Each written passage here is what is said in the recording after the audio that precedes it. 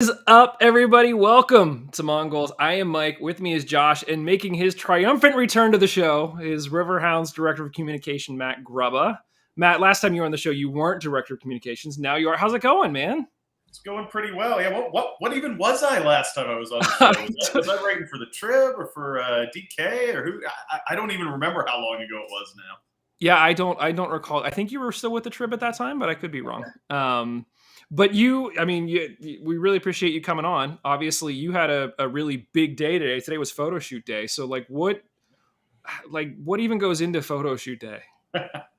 A lot, because anything you see from the team, whether it's the game day graphics with the little animations that you see, headshots on the website for USL and for us, we got to get all of that done in one day. And certainly after the guys, they had practice like normal this morning too, so it's a long day for them too, and we try not to keep them here more than a couple hours afterward. We were successful in that today.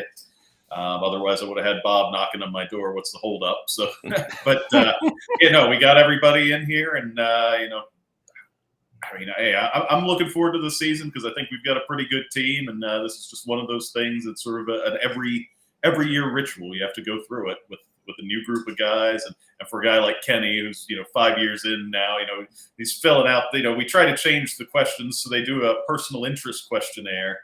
Every player has to fill out. So we try to keep the questions, mix them up a little bit so he has something new to answer. But for him, it's like watching the kid speed through, the nerd in class speed through his test. And he did too. He, like, as soon as he was done, slammed his pen down. Kenny was ready to go.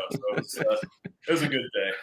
So you always sort of see like the behind the scenes of those videos where they're filming that stuff and they're taking the pictures, and you always have like the guys grabbing their shirt or spinning the ball. Do you have to like tell them what to do, or do they just come in with like, this is what I'm going to do for this one?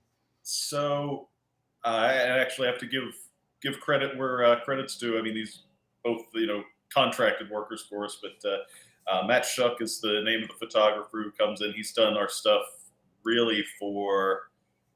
I mean, he was showing me one of his first years doing it. It was a photo of Andrew Marshall, so that tells you how long he's been doing it for us. And Susanna, she's the one who makes those game day graphics and that sort of thing. So the two of them really run the photo shoot in terms of they have this battery of the poses that you see on the scoreboard, everything straight on look, little side shot, right turn, left turn.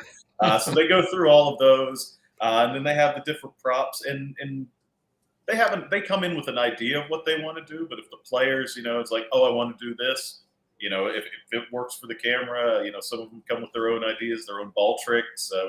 We got the new game balls for this year, the new select balls from the league. So they got their first workout getting kicked around in the locker room today during the photo shoot. So. Some of the guys brainstorm, get creative. Some of them, it's just all right. Let's do the shots we need to and get out of there. Yeah. Just imagining Lily. Does he have to take his pictures today as well? Like how do you direct Lily to take pictures? That would be worth an interview in itself. So he did not. Bob chose to. He was happy with a couple of his photos from the last couple of years.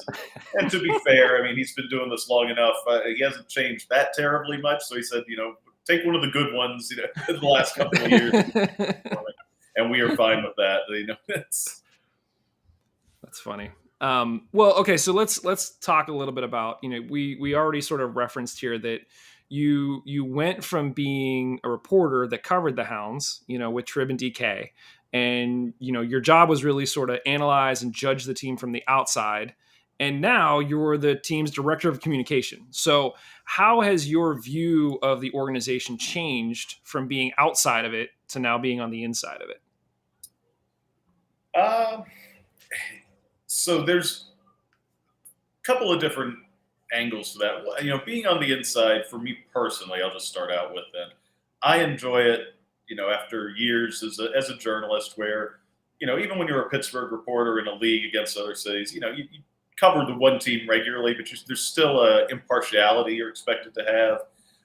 And certainly, most of the other things I covered in my time at the Trib would be, high schools, that sort of thing, where you really do have to play it down both sides. Here, now I actually have a team in it. Want to see the guys win. Live or die a little more with the wins and losses. So I enjoy that. As far as the organization, it's I've known some of the good things and the bad things. I mean, remember my time at the Trib goes all the way back to when the team was in bankruptcy court in 2014 and things like that. So yeah, I've seen some difficult times around here. I think right now it's a really positive environment around the team. I mean, there's been a lot of staff turnover, which is not always a good thing. I mean, because a lot of people are still feeling their ways out. But I really think, we're starting to move in the direction where, uh, this team can really, really establish itself because, our team president, who you guys spoke with not too long ago, Vic Gregovitz, brings in, just sort of a wealth of experience with minor league baseball and it was the Alliance of American Football and also, in indoor soccer back in the day when he first got started, when that was a much bigger deal too. So, he's been sort of at every level of market and every level of league. And I think he has, a little more of an idea of how to make this work. Because it's, I certainly, my heart's in it, but let's admit it. We're right now, we're the number 4 pro team in town. I mean, at least number 4 overall, third that isn't locked out. But it's, we've got to fight for everything we get in the city. I mean, Pittsburgh's a tough town. They like winners. They like, being on top. They aren't going to show up. It's hard enough to get them to show up to the number 4 of anything, much less if number 4 is losing.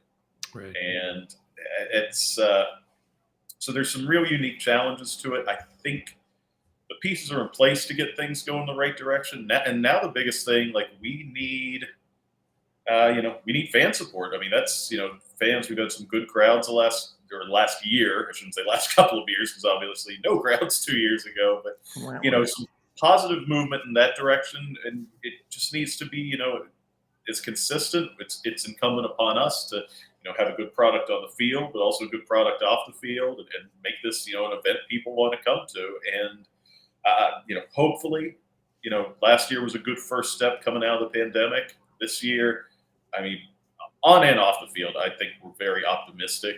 But we've got to make it happen. And by we, I mean those of us in the front office and the guys on the field. It's everybody's got to be pulling in the same direction. So, what would you say the biggest misconception that fans might have of the organization and the club?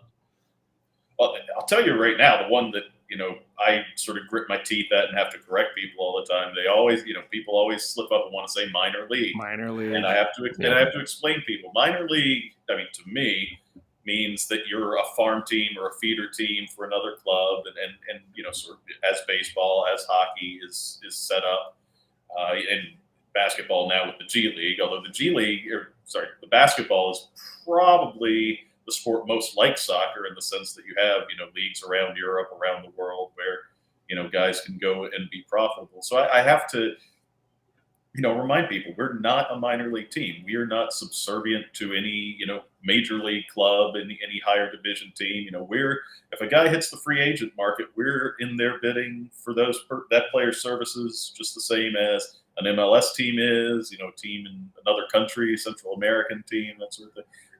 We are, our own thing, and we are trying to win independently of anyone else. And so yeah, the minor league thing is probably the biggest misconception. And the other one, and sort of tied in with that, is some people, they're like, okay, yeah, so these guys play for the Riverhounds, but what's their actual jobs? It's like, no, these guys are full-time soccer players. I mean, this is their year-round job. They train. I mean, some of them in the off-season coach or do other soccer-related things. Work with our academy, stuff like that. But I mean, this is what they're doing. I mean, most guys in this league, whether this is sort of the level that they've settled into and made a career for themselves, or if they're young guys trying to make that step to the next level, these guys are full professionals. I mean, there's no other way to look at it. I mean, this is what they do. Yeah, for sure.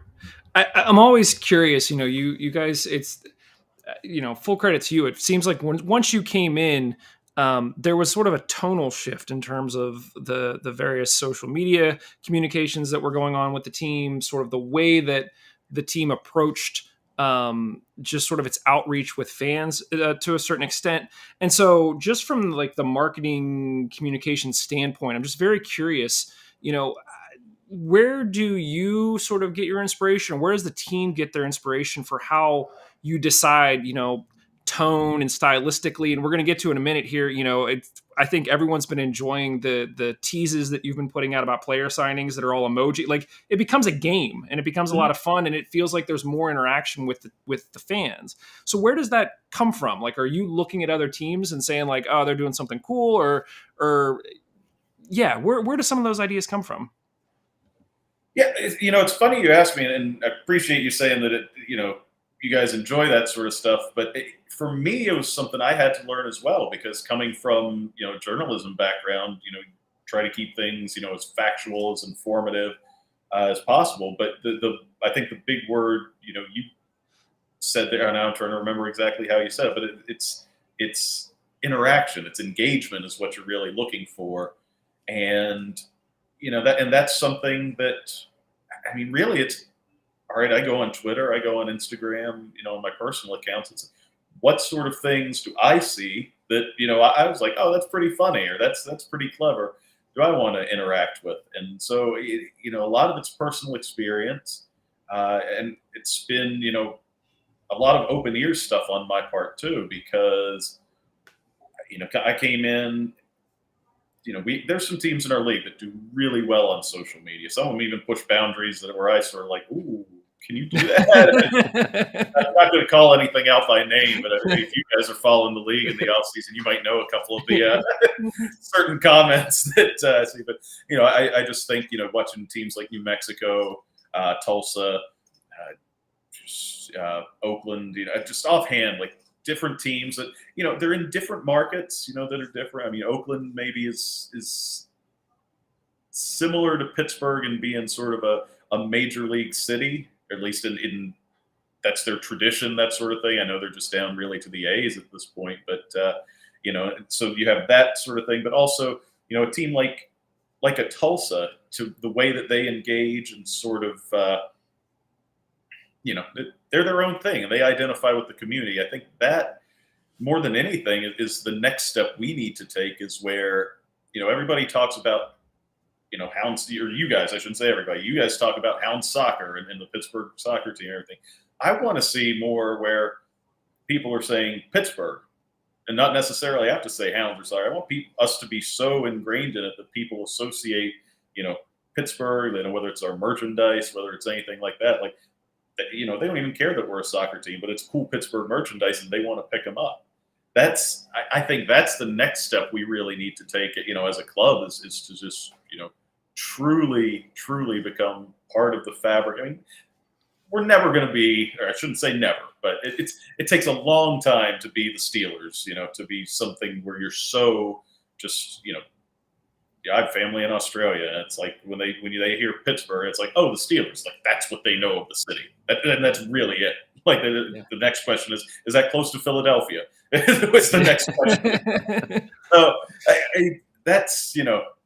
that's the kind of connection we want people to say, oh, Pittsburgh, and we might not be the first, not even the second or third thing on their minds, but we want to be associated with Pittsburgh.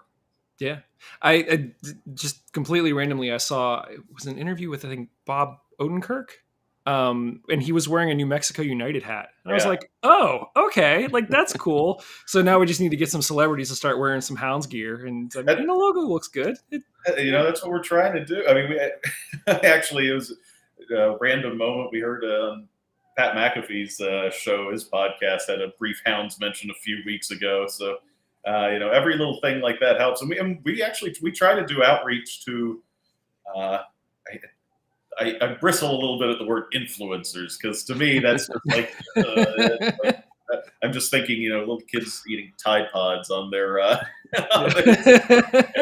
but no, to Pittsburgh celebrities, people who identify with Pittsburgh are identified with Pittsburgh. And I mean, that's actually an area where I think the team has not done well. Our club has not done well in the past. So it's been a priority myself, Vic, something to try and, again, just make the Hounds logo, make team name more ubiquitous.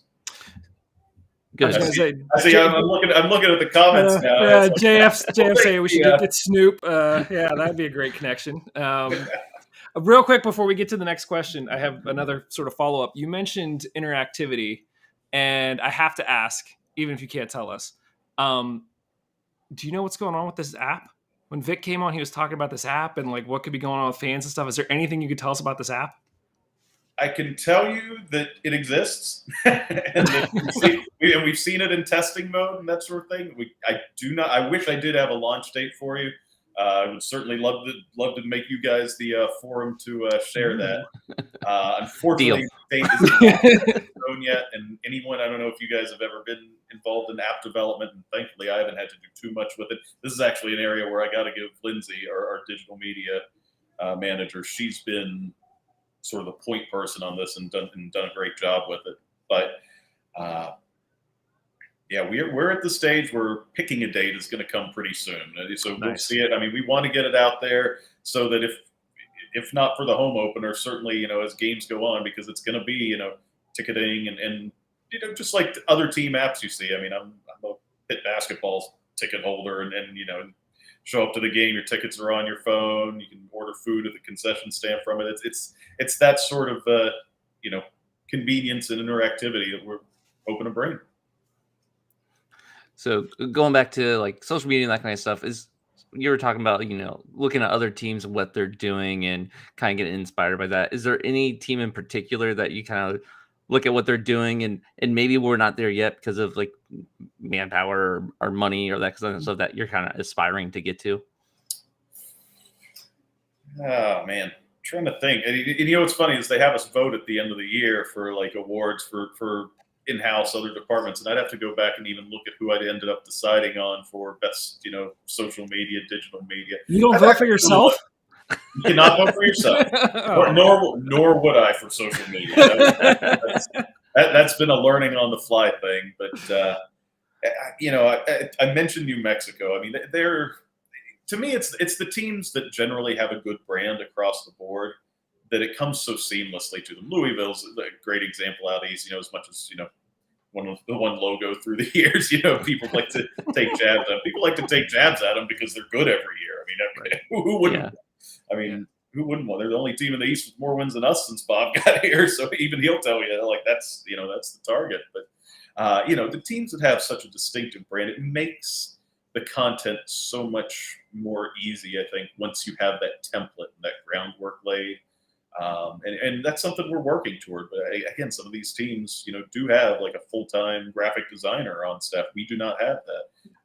So that's one of the challenges we have is, we're, a little undermanned in certain areas. In some areas, we're at the point where we're probably bigger than some of the other clubs. I mean, it's just a matter of, we have to get, I said it already, we're trying to get everybody pulling in the right direction, get some events, like in-person events, get the digital events, get everything going together. And, if we can combine that with a winning team on the field, I think the sky's the limit. I really do. Say that, I don't know, Showtime or ESPN comes to you and says they want to do like an all or nothing type series about the Hounds. Bob's reaction aside, like what would your reaction be to something like that? Like, do you think in terms of lifting the profile of the team, like that would do it? Or is that something that you might shy away from just because of the distraction? Well, my reaction is exactly what you said. It's because it would probably come through me or Vic first. It's like, how are we going to bring this up to Bob? That would be my first reaction. No, I think something like that would be terrific. Just like a Hard Knocks, all access, type of show with a team at this level. I mean, not saying necessarily us, but I mean, I'd certainly be open to it. We'll see how. I'm thinking of different ways this could go. So that's really. I mean, it could do a lot for making the team look really good and getting people pulling for you. I'm thinking right, and that's why I think it would be such a net positive for our club or for any club at this level, is that it would expose you to an audience, even if it was just a streaming series or something. I really think that would be it's a new audience that you can get. I mean, the streaming content on ESPN, that sort of thing. I mean, that stuff's global.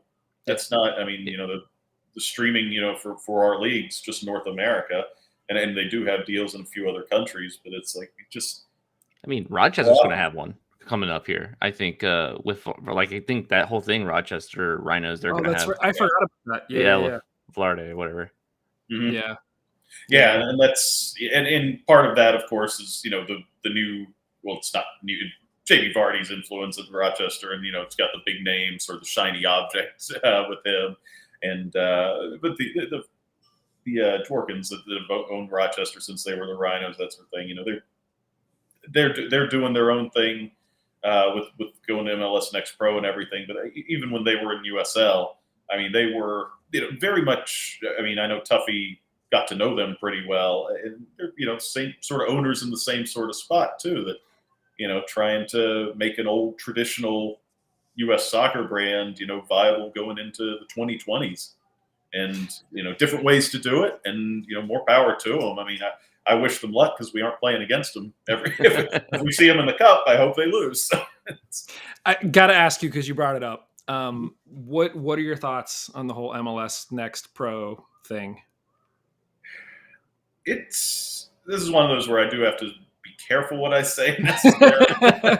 You can just say like next, and we'll just like move on. Back to that minor league conversation. That's right. Well, and here's the thing, and I don't know what MLS's big idea with it is. I mean, I've been around long enough. I remember when the Hounds we'd play. It was part of the USL schedule. You play teams out of the MLS Reserve League. And so I don't know what MLS Next Pro is going to be that's different from the old Reserve League that turned out not to be real successful for them. I think from a competitive standpoint, it's good for all these clubs' development models. But I still don't know when you talk about, USL Championship is a fully professional league. MLS Next Pro, you're going to have these rosters, many of these teams are going to be filled out with 17, 18-year-olds. That's the stuff we see now with, the Loudons of the world. And this isn't to disparage, because some of those 17, 18-year-olds, you think back to Philly Union 2 when Brendan Aronson was around. Mm-hmm. Some of these teams, I mean, we're talking about really good players, but when you get guys who are coming out of college, 22, 23-year-olds, and, maybe they're like a third-round MLS draft pick, I mean, they're going to have to weigh, it might be good to be in the MLS team's program, but I just finished playing college ball. Do I want to go back to playing against, under 19 kids? And so that's, I think there's definitely a space for both in the market. It's going to be, I think what you'll see happen is USL Championship will skew more toward your adult veteran, 23 to 30-year-old players are where it's going to be. And you're going to see fewer young players in this league.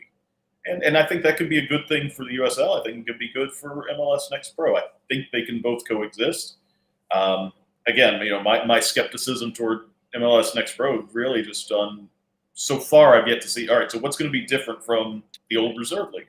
And that's just, I think that's a fair question to ask. It's not a criticism because I just don't know yet. We haven't really seen enough about it. So yeah. You mentioned a bit earlier, sort of the Hounds being sort of like the fourth team in Pittsburgh. And I think I'm trying to remember, I think last time we had you on, as a reporter, we might've talked about this whole concept of, how do you potentially raise the profile so that you become the third or second or, dare we say first team that people think of when you think of Pittsburgh. But, I guess from the inside, is there anything that you look at that's, we've talked to Lily, we've talked to Tuffy, and I think a lot of it, the perception is like, well, the team just needs to win. It just happened too. The lights were going to go out. For those watching live, Matt is in the office and the lights are on a motion sensor. So if he doesn't move every 20 minutes or so, the lights go out. I just have to roll over far enough that it can see. We knew it would happen. So. Speaking in terms of raising the profile just so you can keep the lights on, what are your has sort of your perception changed internally? Like, I think we could sit here and wax lyrically about like, we just need like more billboards or like an all or nothing special or things like that. But do you think that there are things that are within the Hounds control within the fans control that could potentially help to raise the profile? And is there anything that you guys are trying to do from a communication standpoint to potentially encourage some of that stuff, and you're just not seeing it pay off, and we can sort of help distribute that message? Yeah, well, I mean, communications is interesting because you are dealing. I mean, first and foremost, you guys do a great job, and some of the other places like Pittsburgh Soccer Now website covers us very well.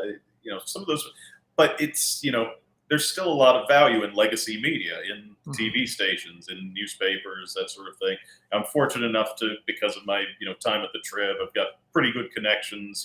Know people, and I can just sort of give a little nudge. It's like, hey, we've got this event.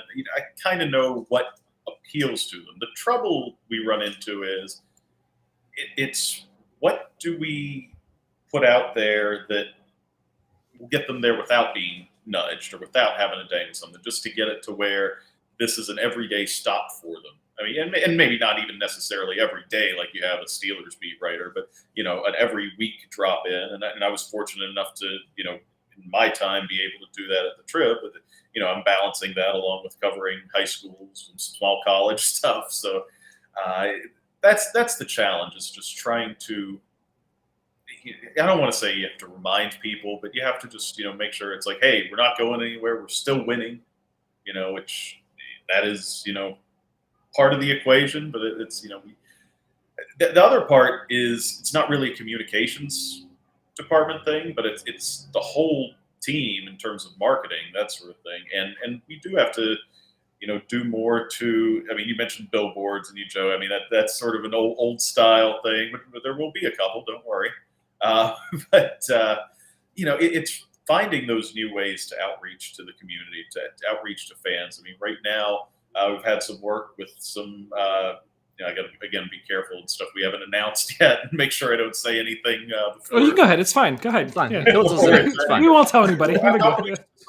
Just some local bars and establishments around town that are places people can go watch a game. I mean, it's. Making sure that there are places on where we've got our 22 The Point's been a great local partner for getting our games on air, and this year we're happy that 30 of the 34. It's only the 4 weeknight games won't be shown locally on over the air or television. But now we want to make sure that if you're out at the bar on a Saturday night and the Hounds are playing, why isn't this on TV? So it's that sort of outreach. I feel like.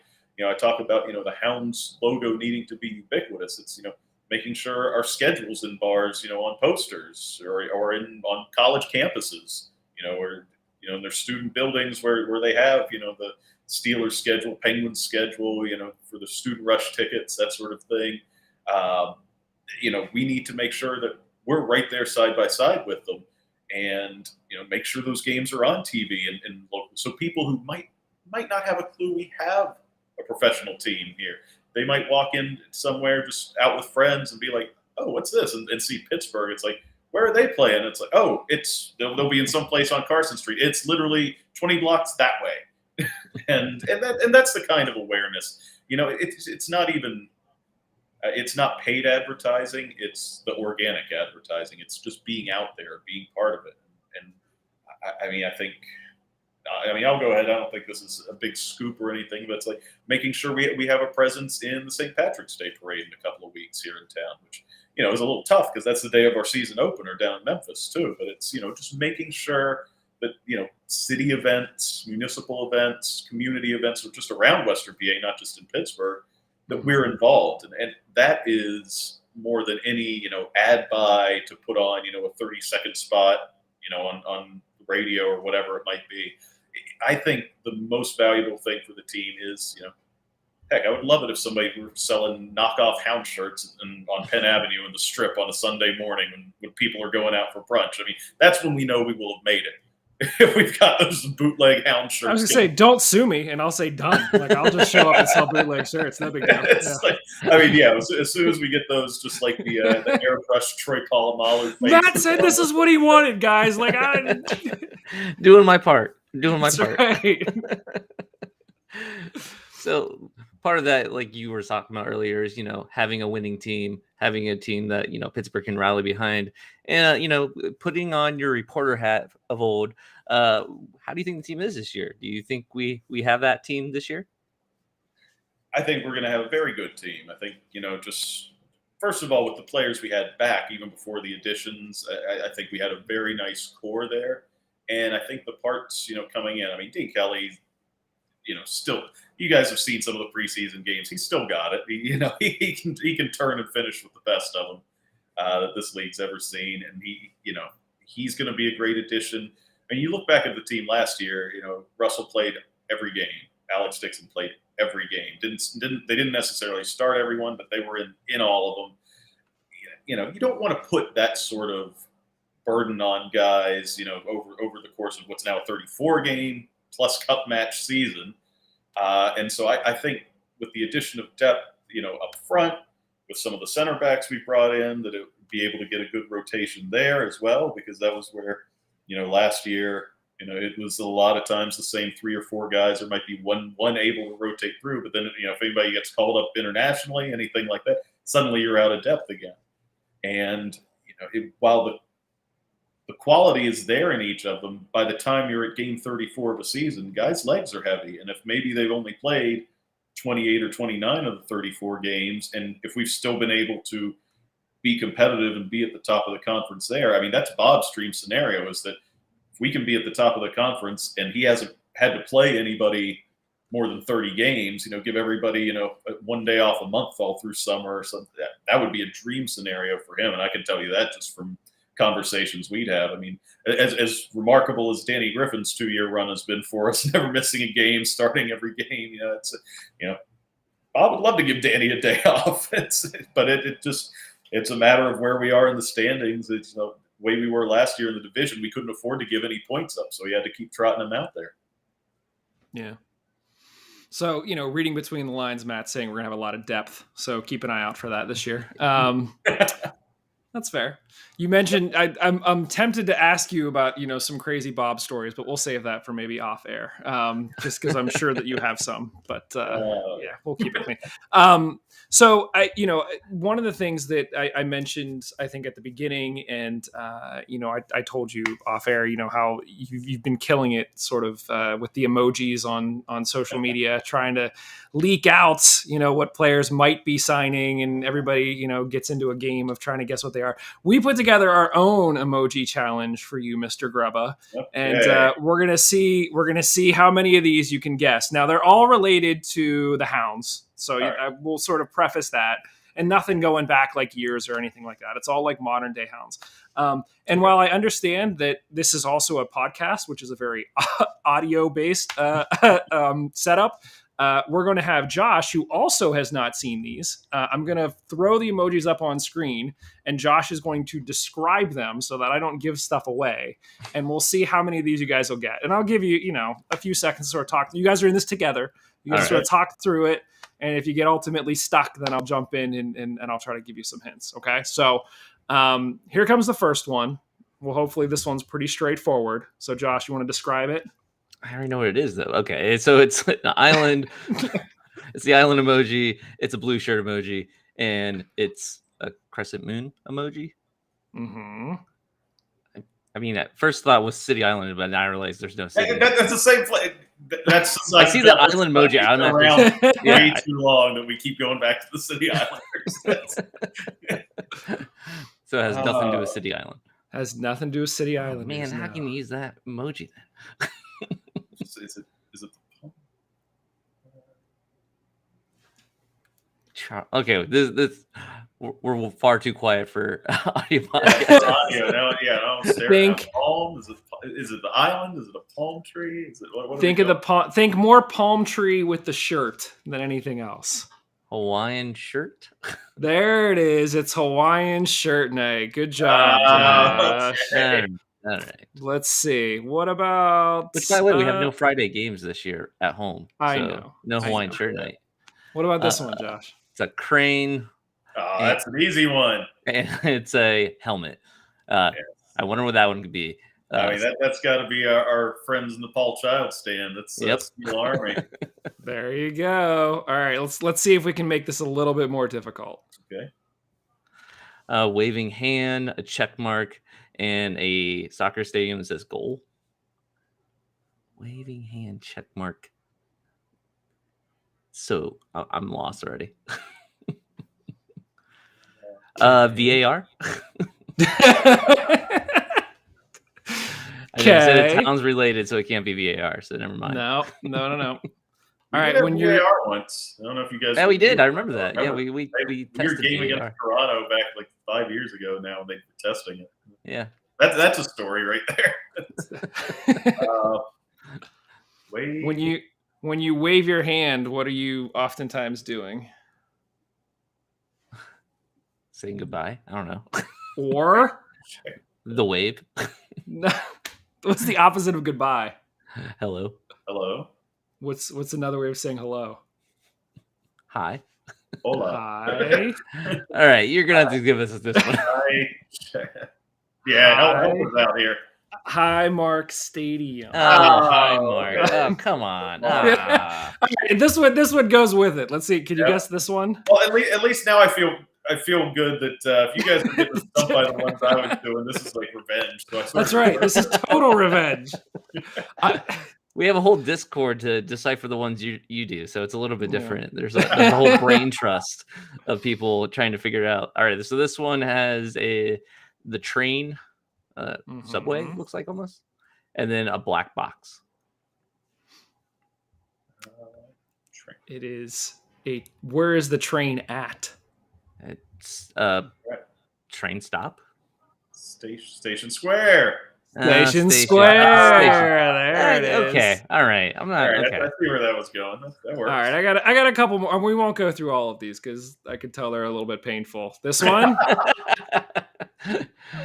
It's a wave, like a water wave, and then a goal. Yeah. Think deep. Where are you right now? Oh, is it a Mon Goal? Yes. I hope the Mon never has. I used to go to work parking in the wharf lot. I hope we never get waves like that. Oh yeah, right. The Mon yeah, I'll show you the one that yeah. I don't think you guys would have gotten this one. Alien so it's face, alien, and there's a child. Oh, it's a child. And there is somebody standing. This is very obscure. Yeah, I was waiting for you, Josh, but there was a movie a few years ago called Paul that was about this alien, and he looked just like that, and so it's Paul Child Stands. Got it. Paul Child Stands. Okay, yeah, that would never. I made it way too difficult. Yeah, that's my fault. Well, Matt, we want to, obviously be respectful of your time. You had a really long day. We also want to make sure that you don't have to get up and, wave for the lights to stay on one more time. So we really, really appreciate you coming out and joining us. And, like I said, we appreciate all the interaction and fun that you're creating for the fans. It's a good time. Yeah. And I hope, speaking in terms of the fans and Steel Army, I hope membership's going up for you guys. And we want to see a lot of people. I mean, remember we started last season with the COVID restrictions still in place, weren't even allowed to be at full capacity. So this is the first true year back, coming out of the gates. And I hope, even if you want to make it down Saturday to the free one against West Virginia at 6:00, but really we're building toward March 19th when Hartford comes to town. You'll get a chance to see the Memphis game, get one under our belts. And we're hoping and expecting for the best this year. And so hope you guys are out there. Hope there's a lot of people listening, watching, that jump on board. And I mean, I think it's a great time to get on board, with where this team's going. I mean, it's I'm optimistic for the future. Let's just leave it at that. Oh, trust me, we are as well. We are super excited. Next week, we're going to have the whole Mon Goals crew here. We're going to do our sort of preseason predictions and all of that. So that's going to be a massive, massive fun show. We've been talking to you about some other fun stuff that we potentially do with some of the players, having them on, which could be a really good time. So everyone can stay tuned for that. Otherwise, I think that's it for this one. So Matt, once again, thank you, sir. And thanks, everybody. We will talk to you very, very soon. Yeah, thanks for having me on, Mike. Appreciate it. Josh, have a